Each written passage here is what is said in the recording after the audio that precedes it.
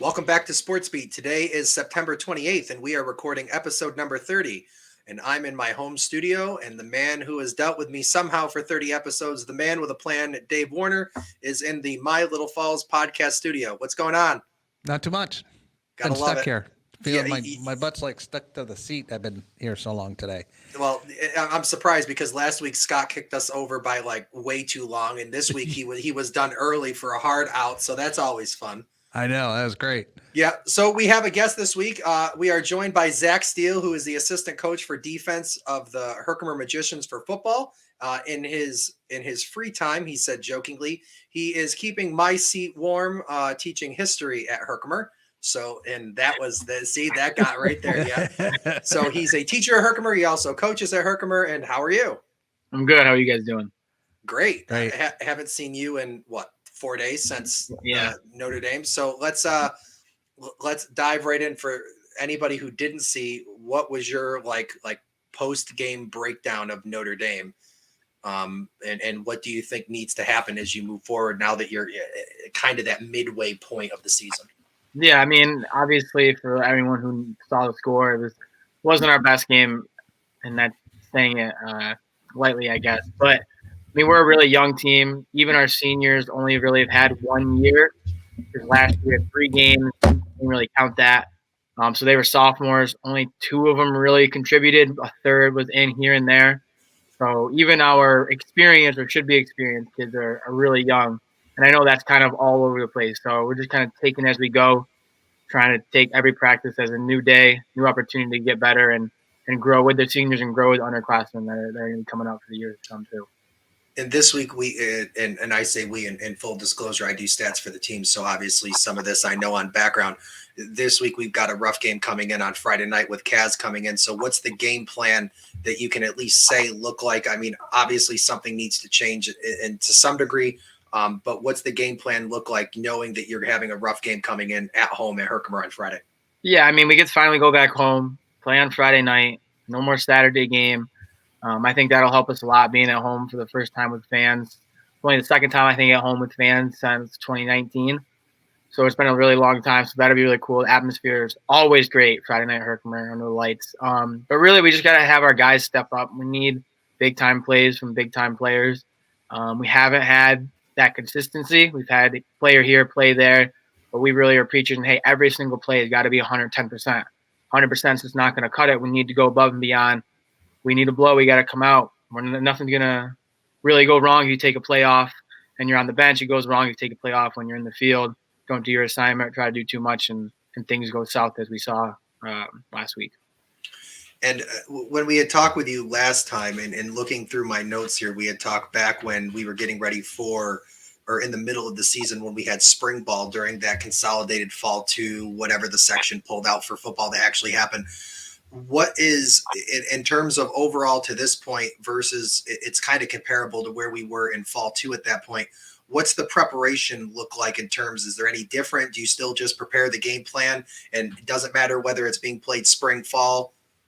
Yeah, I mean, we really aren't changing much. We do some different things here and there, but that just kind of goes with who's on the field, who's not in the field, in-season stuff that changes from year to year, regardless if it's in the fall, if it's in the spring, if you're doing it in the winter. So really nothing's changed on that front. It's all sort of the same things, going through game plans, breaking things down, doing some team drills, doing some individual drills that we need to focus on, whether it be with me, DBs, wide receivers, whether it be with our other coaches, with running backs, linebackers, D-line, or line. It's really all the same that we've been doing, whether it's the fall now or the spring last year. And at this point in the season, team is 0-3, so I would think we need to pretty much either win out or come through at least winning 3 out of the last 4 games to even think about postseason. How has anybody? Obviously, the kids aren't looking at that aspect as much because it's what's right in front of them. What's the long-term look as we get into the end of the back end here? I mean, the kids have asked. Really, all we can do is take it, like I said, one day at a time, one game at a time. And really what we've been preaching is one quarter at a time. Play the first quarter. Okay, whatever happens, move in. Brand new quarter, second quarter. Same with the third, get into the fourth, be in a game and be able to be able to pick it up a little in the fourth quarter, which in years past we've been able to do, and we've kind of struggled here and there. This year, some really good flashes in the fourth, some not so good flashes in the fourth. But just take it game by game, and you do that, good things will happen. And by the time we get to come playoff time, hopefully we've got enough wins, or maybe get some help if we need it, and we sneak our way in. And then honestly, if we get in, we get hot. You never know. That's what happens in high school football. You just got to make your way in. Right. And looking at it, and football's a team sport, period. It always is going to be that way. Mm-hmm. One thing I was absolutely impressed with on the positive flip side is just the value Dylan Hart adds to this team. I would say, and you don't have to agree with this just because as a coach, it might be wrong of you to do so. I don't know if that's true or not, but I think he was the only person that played all 4 quarters of the Notre Dame game, and to a large degree, and the value that he adds, especially on your defense. I mean, he fills your stat sheet along with Connolly and Reel. You've got Suna in there as well. What do you think, at least on defense, to hold the team? I mean, again, you got Kaz coming in, other than the basics of just stopping the run that they're going to do. I mean, yeah, Dylan is a dude. Like, when we talk about football, you talk about sports, like, everyone has that guy. Like, Rusty's that guy, and that's not necessarily a bad thing. That doesn't say anything for anyone else. Like, we have a lot of dudes on our team. We have a lot of good football players. We have a lot of good athletes. Dylan is very good at what he does, and he does his job. And that's something we've been preaching as well. Do your job. You do your job. Everyone else do their job, and everything works. He does his job very, very, very well. But at least for defensively, I think we have a lot of athletes that are figuring out their spots as we go. It takes a little time with new kids, younger kids, figuring out, okay, you're good in this spot. You're not so good in this spot. Okay, we're going to move you around, see where you fit. And I think we're really coming into our own a little bit. And I kind of foresee maybe in a couple of games, hopefully this week it'd be nice. Maybe a couple games down the road where we have some turnovers. Maybe we get a defensive touchdown. We were really good with that in the spring. 3 games, 3 defensive touchdowns. 2 falls, or last fall, we had 7 or 8 games. We had like 4 defensive touchdowns. So we've normally been able to do that. We haven't been able to break that this year, but I really do think that that's coming with the athletes that we have, led by Dylan, of course. How do you, in more of a global sense of football, what has the addition of, new coaches been? I know you've got a couple of them. Dan Appley is now offense, Chief Jory being the head coach there. What's the dynamic look like now between and also you've got Aceto who's up in the tower, the 4 of you being the varsity squad in terms of coaching staff? What does that, what do you guys have that's new to the element? Yeah, I mean, no matter, anytime you change coaches, whether it's one coach, whether it's assistant coach, head coach, doesn't really matter. Things are going to be different. Obviously, just how people work together is going to be different. Who's doing what's going to be different. That's been different from when I know my dad was coaching to what I've coached in the past and last spring, and then to this year it's different. But we really work well together. We kind of talk about everything. We do things all together as one unit, which we kind of preach to our team as well. One unit, not one person. And it really has worked. And I know that myself, Coach Appley, Coach Aceto, we all play together. So we have that. We all kind of think on that same wavelength, which is really cool. And then we've all meshed very, very well with Coach Jory as well, which is really nice. So there's no headbutting. It's all just kind of, we're all going with it. We all kind of think the same way as in game, out of game, changes that may need to be made, things like that, how we're going to practice, everything. So overall, I mean, I know this is a very like, oh yeah, everything's great, but honestly, in reality, it is, things are going well. Obviously, we'd like to win a game, like to get on that streak, but we moved down. We're young. We have some inexperienced people who haven't played football before this year that are starters. So I really only think it's going to get better, especially because we work very well together. And I think too, and I know we were talking about this at one point, I think during halftime of the Waterville game, you've got kids that are on the squad that may be juniors or seniors, but because of the break in COVID and how everything happened with that, they really haven't played a varsity down until this year, because fall 2, you could say what you want about fall 2 last year. It was a really good opportunity to get kids on the field and have football, especially for the seniors. But it wasn't football in the terms of, there was no playoffs. You weren't playing for something. You were playing for Friday night, Saturday night. There were no fans in the stands. None of the normal that we're used to was there. So I do think it's interesting to watch, and not just here, but all over the Valley and all over Central New York. You've got theoretically seniors who haven't played a varsity down, and the last time they were in a jersey, they may have been on JV or modified depending on what the school offers. Yeah, I mean, I think about it all the time as I watch other teams film. Like, okay, this kid's a senior, and I think in years past, like, okay, I'm thinking seniors, very high football IQ, they know the system, and now it's kind of like, well, the last time you played, you were a sophomore, you were maybe on varsity, maybe on JV, like you said, and you probably didn't get a ton of playing time. I know for us, like I said, only a couple of kids that played when I was in school. We only had like 3 or 4 sophomores even get any playing time. So sophomores really don't get a lot, and when they do, they're just happy to be on anything, whether that's offense, defense, special teams, play here, play there. So it is a lot. It's very different. I mean, our seniors are basically sophomores almost, or juniors, and our juniors are sophomores, and our sophomores are freshmen. In terms of how much they know because they've missed a year, especially those who didn't get to play modified. It's a lot different, especially with our modified team. They only got, I think, 1 or 2 games because COVID issues came up, and we all know how that works. Yep. Unfortunately, we try to get as many games as possible. And with our varsity team, we had a game canceled, and they got a couple games canceled, I think. So, I mean, it's hard. We're very inexperienced, like I said. But you got to do what you guys said. Like you said, everyone's dealing with this, and you just got to take it one game at a time, one practice at a time, and just keep going and keep learning as you go, which I think we've done a pretty good job at doing.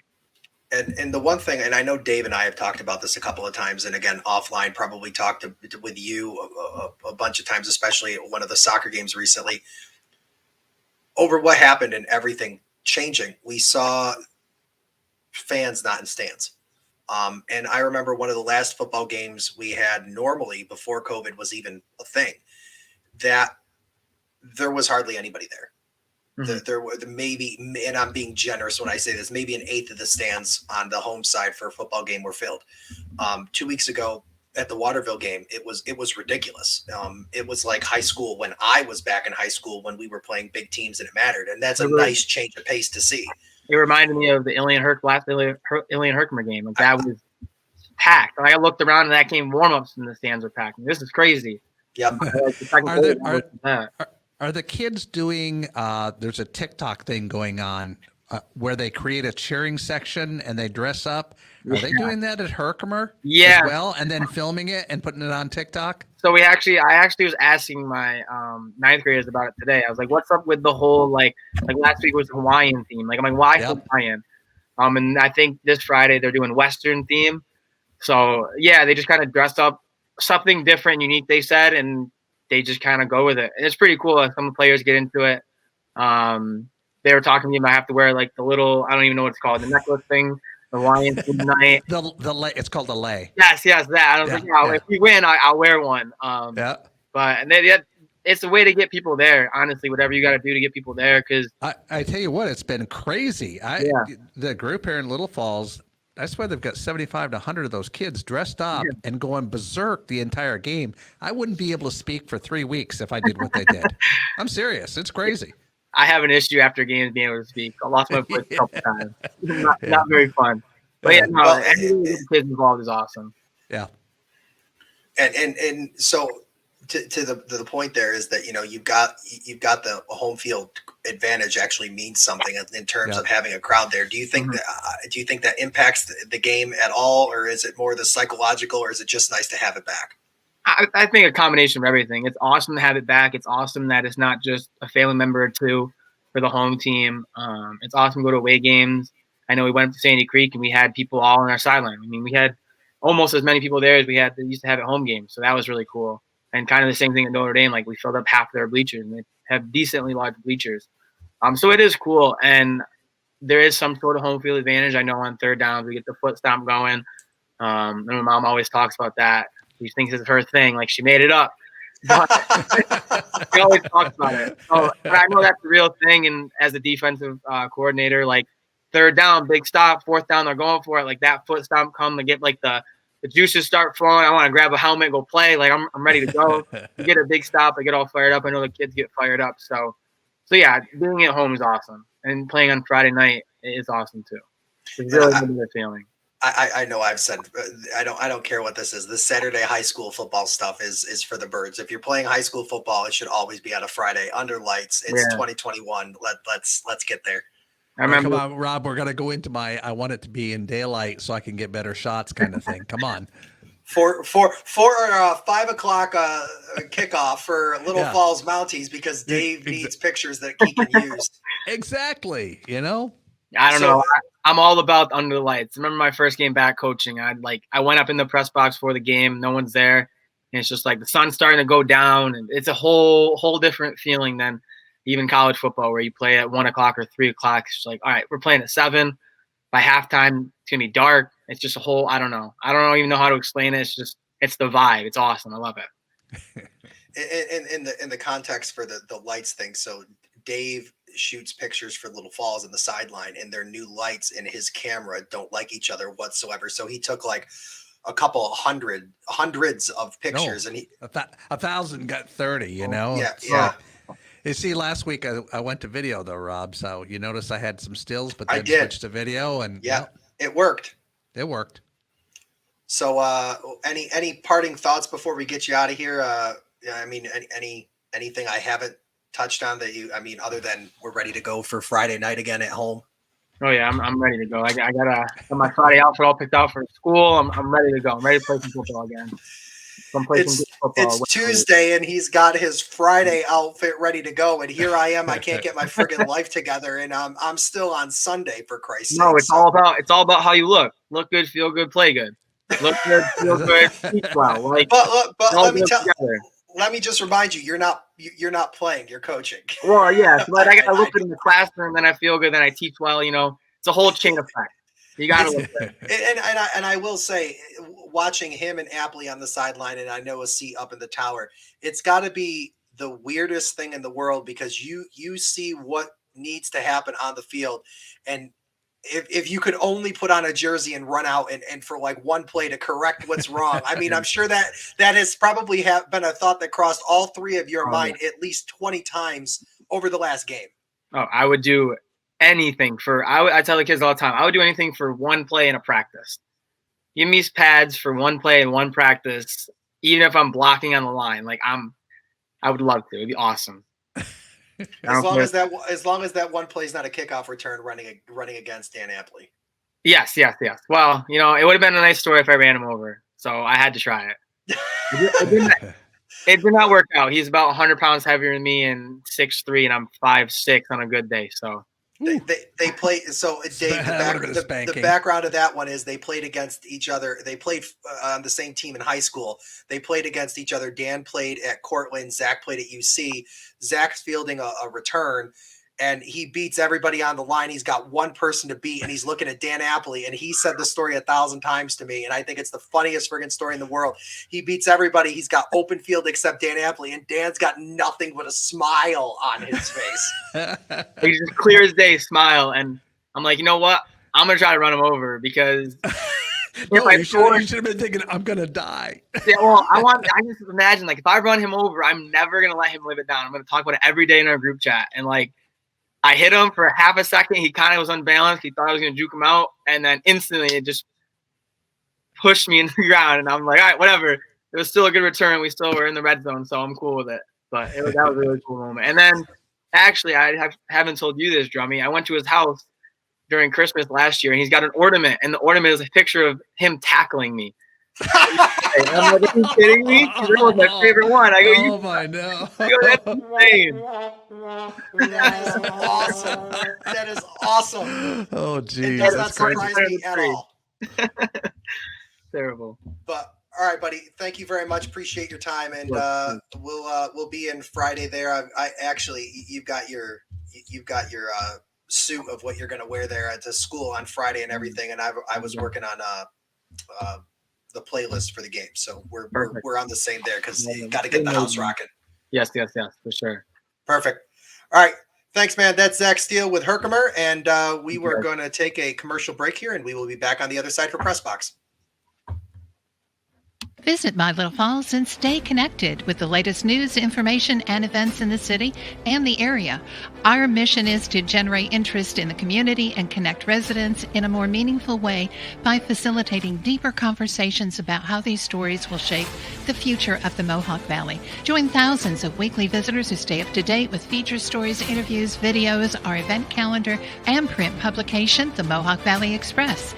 It's about timely local news for the community, keeping citizens informed about important issues, telling about the people who live and work here, and giving locally owned businesses the opportunity to reach a very targeted audience of locals and tourists alike. It's a whole new form of media-rich content developed specifically for today's mobile lifestyle and listeners. You can download our iOS app in the iTunes Store, listen to our country music streaming radio station, or sign up for a weekly newsletter. Stop by today at mylittlefalls.com. You'll be glad you did.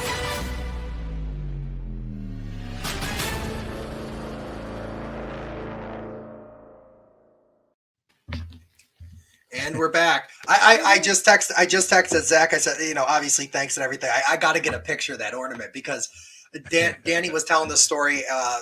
The first game of I think it was the Waterville game, and I was like, Zach's told this story to me about 100 times, and he goes, yeah, and he goes, and I can only imagine how big my smile was when I saw it was him, and but it's awesome, and for me it's kind of, and I mean I'm only 31, but it's kind of surreal because I remember when Zach was not even his dad was the coach for Herkimer for tons and tons of years, and I believe one of the first times we went to playoffs or went to the Dome, he was on the team, but he was more staff helping out on the sideline kind of thing because I think he was in 6th grade.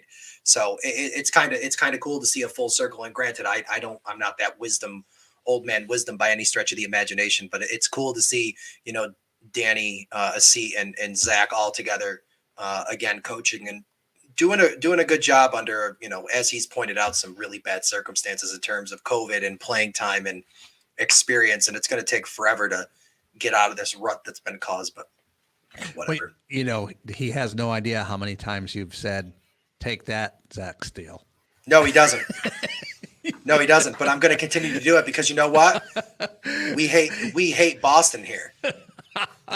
Oh, geez. It's funny. All right, so we have a loaded press box segment. So we're gonna pull a Scott Kinville and Marty's Illegal Sticks this week, and we're going to take his time, but they're after us, so it doesn't really matter anyway. I'm lost. That's all right. I'm lost in the sauce daily. It's all right. So we're gonna do press box here we're gonna start off with some high school scores. Over to boys soccer. Sequoia Valley beat down Herkimer last night 8-1. Rough game. Only goal they got was off a penalty kick inside the box, and they got the goalie jumped. So they got a redo because the first one was wide, and Kyle Carney put it in on the second shot there. So rough game. Sequoia looks good though. Man, are they fast! Utica Academy of Science blanked Frankfurt Schuyler 3-0, and Lowville beat Waterville in a close battle. Final score there was 2-1. Going to girls soccer, Sequoia Valley beat Little Falls 8-1. This allows the Indians to remain perfect on the season. Alyssa Shepard picked up 2 goals. And Olivia Kale picked up 2 goals. Shayna Straney scored the lone goal for the Mounties. Little Falls was also in action over the weekend, and the Mounties beat Sherburne Earlville 10-0. So I guess it was a tale of 2 games there. Must have been. Yep. They were way games there. Yep. So, but, pick up wins where you can, and some days are good, some days are bad. Yep. Poland beat West Canada Valley 7-2. The Tornadoes also remained perfect. Lexi Bates picked up 4 goals. That's good for your stat line. Shelby Haig, Madison Haber, and Natalie Hoban all added a goal for the team. So looks like they spread the love around there, which is cool. Mount Markham beat Hamilton 3-0. Dodgeville beat Cooperstown 5-1. Dodgeville also picked up a win over the weekend against Frankfurt Schuyler 6-3. Waterville beat Remsen 5-1, and CVA beat Notre Dame 9-0. Jumping over to girls tennis, Proctor beat CVA 7-0. Little Falls held off Holland Patton 3-2, and Sequoia Valley beat Westmo 3-2. And we have a lone girls hockey score, field hockey score rather. Little Falls beat Sequoia 5-0. So thank you to all of those of you who have sent in scores. And we're going to finish the high school section here with some football roundup from last week. We're going to start off with Little Falls. It was a home game, and I believe you were there, were you not? I was there. It was awesome. Yeah, so Little Falls beat down Lowville 35-0. Ricky Smith continues his impressive season. 35-20. 35-20? Yes. It wasn't 0. Yeah. Oh, they had it. Two people had it reported as 0. So I wonder who got it wrong first and who copied from who. They just copied them. Interesting. Pretty sure it was 35-20. Well, you were there, and we're going to defer to you because I trust you more than whoever I got it from. So yeah, but it's like how many days back now? Yeah, right. We're talking. We're doing a podcast about last week's news, like John Oliver. OFD kicks in, and there's no telling what the score was really. Nope, doesn't matter. I'm pretty sure 35-20. Perfect. Ricky Smith continues his impressive season under Dave's favorite lights in the Valley. He threw for 4 touchdowns. Little Falls was trailing early, but regrouped and got in a groove. Smith went 18 for 21 passing with 272 yards in the air. And then it was also reported that Fredericks had caught 8 passes for 144 yards. So looks like a good game. I should have done some highlight footage for you. We could have run that. I didn't think of it. Yeah, what I got is too long, so I wouldn't want to run that, but I could have run some highlights. Well, we could have pulled a total Marty's Illegal Sticks, and you bring out the video package for us, but it's not making fun of me like you did for Scott that one day where you totally scored on him, so that's all right. You know how many times I've played that? Oh, he probably hates it now. You know what we got to do? And using Zach and Dan as there, we got to get like one of those digital ornaments that has like a little movie clip and just get like the 5-second GIF where he puts it on there and his daughter can go up and hit the button and just have it play and really ruin his holiday season. That would work. Yeah, absolutely. Dodgeville beats Solvay 36-7. Greg Gagne and Jared Belinsky each picked up 2 rushing touchdowns there, and that was before the first half. So apparently that was all Dodgeville all the way. So good for them. Skinny Atlas is unreal in football. They have been since I was in high school, and they continue to just dismantle teams. And they dismantled Canastota this weekend, 56-0. Fayetteville Manlius beat Whitesboro 28-20 in a close game. I watched some of the highlights for that game. Looks like that was a good game too against some 2 bigger schools going at it. So that's fun to see. Adirondack beat Sandy Creek 34-20, and VBS edged out CVA 20-15. And I know we just talked to Zach, but I'm going to read my notes here because I can. Notre Dame beat Herkimer 28-9. It was a rough game for Herkimer. 25 yards of total offense in the first half and 85 overall. Don't know how the stat guy, thanks to him for getting us those stats. He said to himself. Boys totally shut down. And this is something that I noticed. Boys totally shut down after the opening drive when it didn't go their way. And like 75% of the team checked out at that point, and that just can't happen. Dylan Hart was the only player on the whole team who remembered that there was an entire game that is played 4 quarters, not just one play at a time. Kid's a freaking beast. And he gets all the kudos that I could. Like, if I had the ability to give him extra stickies for his helmet, he's getting like 10 of them. Notre Dame also snapped their losing streak, which goes back to, I believe it was 2019 when they played Jordan Elbridge, and is the first win for new head coach Pat Fricola. We're going to end the high school section here. As we reported last week, the passing of JV high school player Tyler Chrisman in Carthage.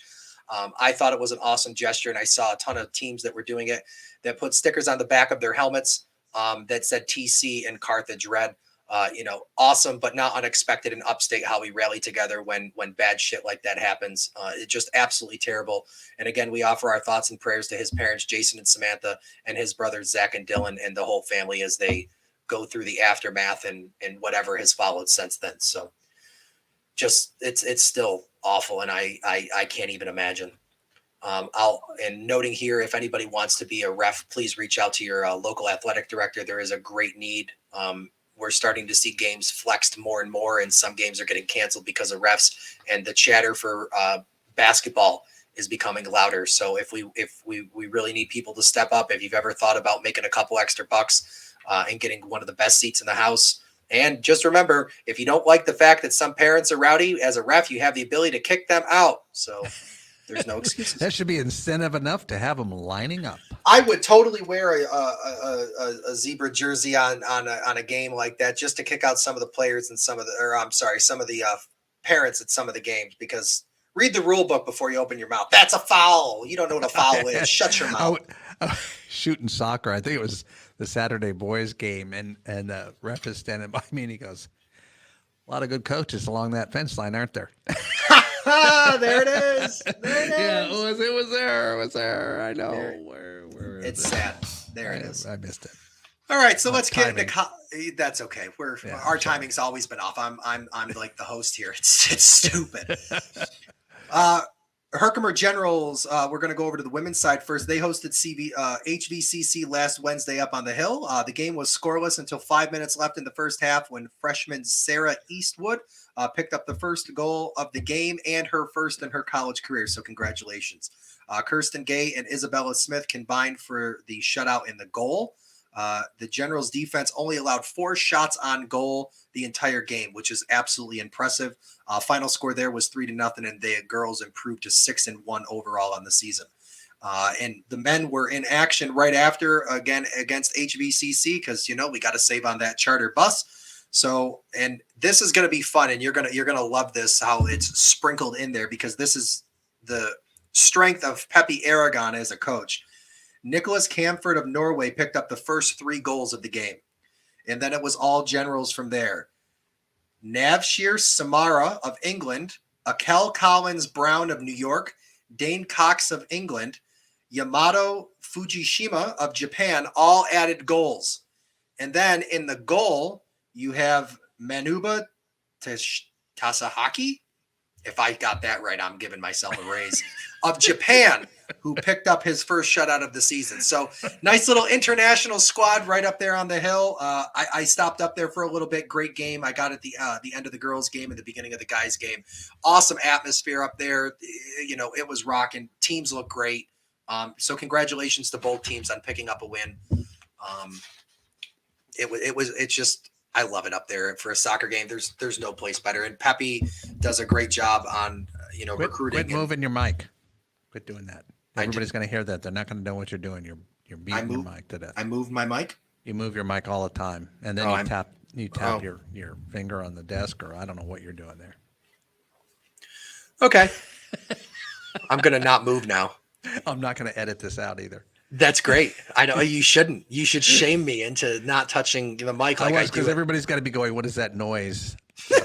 there's the primer of what I'm doing wrong. Jackass. HCCC Volleyball got their first win of the season over SUNY Adirondack. They won the match 2-1. The ladies dropped the first set and rallied back. So congratulations on that. Utica College girls soccer opened up their homestand with a victory against Alfred. The ladies had a week off, and they last played SUNY Poly, where they had won the game. Girls picked up the win, and they are currently in action today. I tried to see if there was any score reported just before Zach got on, and there was nothing there. So congratulations to them and their recent action, and hopefully they're winning tonight. So Utica College for football, they had a really rough fourth quarter against Union. The score was going into the fourth was 14-9 Dutchman. Manageable, right? 14-9, no big deal. Couple breaks, get something in. Total breakdown from there. The Dutchman just exploded and put 16 points on the board as Bellamy threw 2 passes and Will Sermon kicked a field goal. And this is the second win for Union over UC all time. I believe that's just at home and Utica. I wasn't able to dig too much into it, and I don't think there's a stats department for local college sports, so no way to find that out. And UC is back in action in Hartwick this Saturday, so good luck to the boys as they try to regroup. Syracuse football looked good as they hosted Liberty in the DeVito era up on Campus Hill, and Syracuse at the Dome looks like it's over, which kind of mixed reaction and feelings there as we move forward, but let's see what the new guy can do. Syracuse won with a late field goal, 24-21. Cuse is next in action against Florida State this weekend. That looks like it's going to be a good match. And it's going, I believe it's one of the 1:00 games on Saturday. So because we have to include Dave's Longhorns, they had a statement win over Texas Tech this week, 70-35 in-state rivalry. And, looked like that was a good game. I didn't get the game, but I got the highlights on the SEC with Paul Feinbaum after that, and it looks like they picked up the rivalry. Nice little statement win. Yeah, my son was at the game. He was sending me photos from the game. It was pretty interesting. The And Longhorns. he went down on the field afterwards, so that was cool. Did he storm the field or did he just go down on the field? Nah, he was down on the field. He didn't storm it. He's too friggin' old. Yeah. He's too friggin' old. That's not right. I hope he watches this and he hears you call him old, because I want to hear what his retort is back. We could get him on sometime if you want to talk horns. He'd come on there. He's hardcore. I'll talk SEC football all day long. It's not even good. Okay. I tell you what. Now, if we can get him away from work, well, this time of night, you're on later. He's an hour before us, so it's just after 6 there. He works. Yeah, he works for VMware, and so his market's the West Coast. So he's typically working until just right about now. Yeah, we will figure that out offline to figure out how we get him in. Yeah, sometime soon. I talk SEC ball all day long. Yeah, and soccer there. True. Man, big. He's going. Yeah.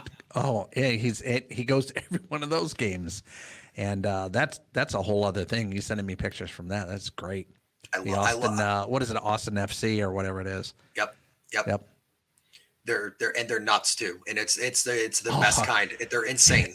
Yeah, he shoots video of the behind the net. Yep. They're out of control the entire game. They don't stop. It's crazy. I have no problem with any of that. Yeah, no, it's great. I love it. Because I remember watching MLS way back when, and the only teams that were crazy were like the Portland Timbers, because everybody thought that they were going to walk in. I remember one time earlier on, somebody walked in with like an axe, and everybody's like, "Oh God!" But now that's like vanilla by MLS standards these days now, which is awesome to me. So, yeah. And Bama continues to roll. Granted, they played Southern Mississippi, and the final score there that Saban wasn't happy about was 63-14, saying that they still had work to do. Just he's a perfectionist is what he is. And I'm okay with that as a supporter of the team, but you just won 63-14. You only gave up points on, second squad and garbage time. It was Southern Miss. Come on. He wanted, just the Crimson Tide do have a rough game this week against Ole Miss, who is helmed by former Bama coach Lane Kiffin, the man who was inside the Death Star of Bama, who helped build some of the procedures and plays and entire network that is in there now. So he saw the weakness from the inside. So that's going to be a great game. It's on at 3:30 on CBS. Big shakeups in the top 25 rankings. Bama, Georgia, and Oregon are still the same. But number 4 now belongs to Penn State, and number 5 now belongs to Iowa. Notre Dame has moved up from 11th to 9th. Ohio State drops, which makes me so happy. They're number 11. And Clemson. All right, so Clemson, if you had told me at the beginning of the season that Clemson was going to be ranked number 25, I would have called you a liar and said that you're full of shit and don't know what you're talking about. And a crazy person, yeah. But here they are, 2-2, and they're number 25 overall. And quite frankly, given the way college ball has been this year, that 25 ranking is a gift that they can still say that they're ranked in the top 25. They played like crap. So it's going to be interesting to see what happens. Closing out the college section with news is being talked about widely today about the changes in the playoff system, which desperately needs to be changed. Whether it's going to be whether it's going to be 8 or 12 has yet to be seen. It seems like there's agreement that they want to expand. However, and I was watching the SEC network just before I came on here, it all boils down to their distrust of the power the SEC has in football, which I totally understand, and the power of those TV contracts. And the almighty dollar is going to ruin this for what it really could be. And that's just really sad. The dollar ruins a lot. But are any of us really surprised that it's boiling down to the almighty dollar? Yeah. So lots to be seen. They had a meeting either yesterday or today or a call or something like that. And I hadn't had time to read up. So that'll be maybe something we'll talk about when your son comes on. So, yeah. Professional NFL, our Cowboys got a great win last night again in Monday Night Football against the Eagles. Final score there was 41-20 or 41-21. I still say Mike McCarthy's got to go, and I know a win should change all of that, but he's got no idea. Talk about being lost in the sauce. He looked confused. I think Dak is taking over the coach from the field role more than I think coaching staff would like. That's just my take. I could be totally wrong on that. But everything's getting, to click. Granted, we play in the NFC least, so a win over the Eagles, who are atrocious, is not the biggest thing, but it's a rivalry, and we won. And my cousin Andrew's an Eagles fan, and I can't wait to terrorize him on that. So that's fun. Take that, Zach Steele. That's right. That's right. No, we'll get to that. We're almost there. Almost there. Big news is we have an NFL record being broken. Justin Tucker broke the longest field goal. It now stands at 66 yards. He kicked it over the weekend on their game. Great kick. But, I will tell you, and everybody's saying whether there should be an asterisk in the book, and it doesn't matter because it recorded, but it hit the bar and it doinked in. That doesn't matter. I don't either. You put your kick caused 3 points to go on the board. It's a good field goal. I mean, so then what do you say if it hits a sidebar? You don't count it even if it goes in. I mean, come on. I'm sure all the Bills. Sure all the Bills fans would have said that when it hit the bar during one of those playoff games or Super Bowl, and when it hit and bounced off, let's put an asterisk. No, you lost. No. I'm gonna Steelers Nation. Big Ben looks awful. He looks fragile. It's time for the change to happen. And you know what really worries me? I've always liked Mike Tomlin as a coach and a leader of men in NFL, and he's going to get blamed for Big Ben losing. Big Ben does not belong. Roethlisberger needs to hang it up. It's time for him to retire is what it is. And I feel bad because Mike Tomlin's going to be the one that bears the blame and probably lose his job because it was already assumed he's on the hot seat anyway. But that's the game. Green Bay, Sunday Night Football. They were down by, I believe, 2 with 37 seconds left. And some kid at the game posted 37 seconds, no timeouts. You left too much time on the clock. His crystal ball was correct. Exactly. They got down into the on their side or on the other side of the field, and Mason Crosby kicks the field goal as time expires for the win. And we'll end NFL section here. Bills Nation got another win again. This time over Washington. I'm going to warn all my Bills friends and all the people who are fans of the Bills. Don't get overconfident. You're really, really starting to sound like the Dallas Cowboy fans of 1995 saying we're going to the Super Bowl. And you very likely might make a deep run in playoffs. I have never discounted that at all. But you really need to adapt to that Bill Belichick model onto the next game because you don't really have too many statement wins on there. A lot of things are looking good, but if you play a top 10 team and you're going to get punched in the mouth, it's going to really change what happens in that locker room. So let's not get overconfident. But it's really nice to see the only New York team getting the wins up there. So now we're in baseball.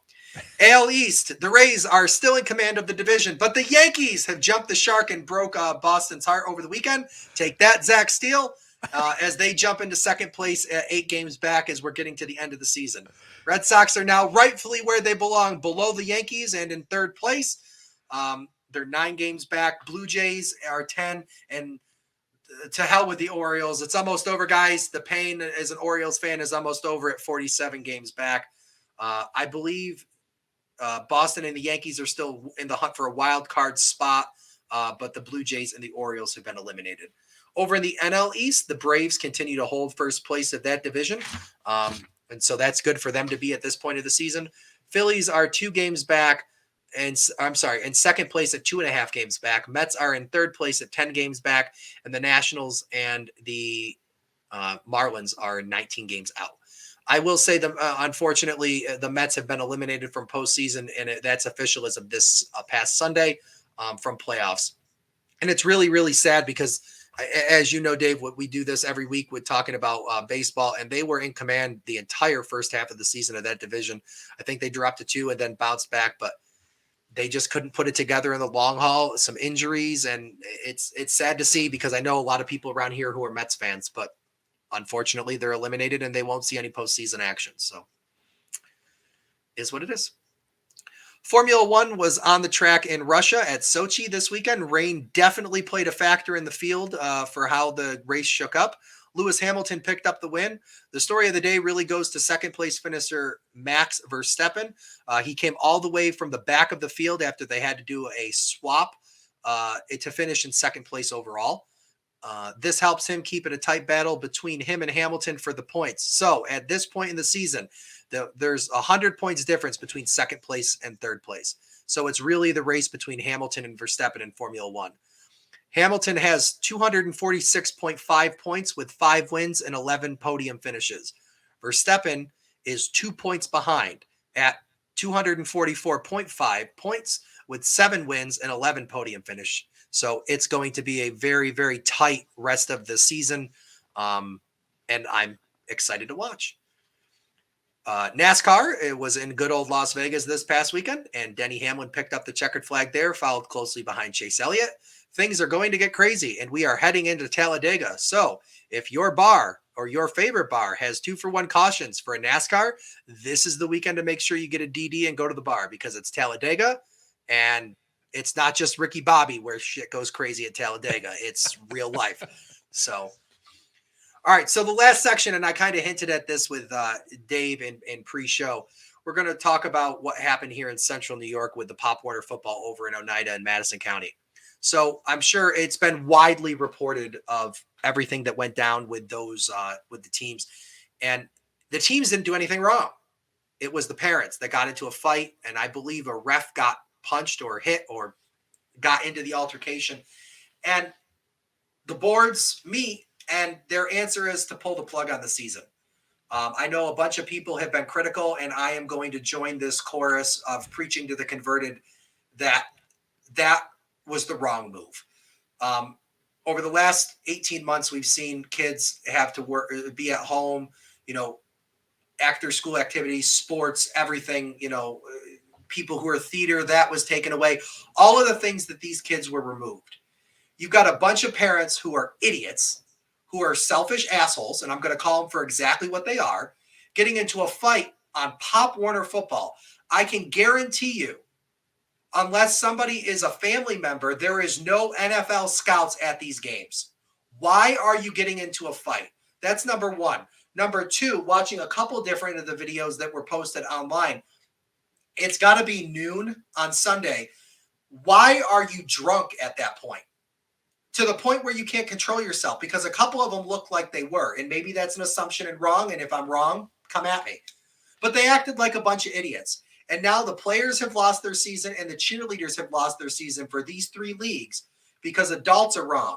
And I had said this to Dave pre-show as well. It's a valid life lesson. You can do nothing wrong and still lose. And that's what these kids have just learned. But you know what would have been a better lesson? Tell the parents who were involved in these altercations, you're not allowed at games for the rest of the year.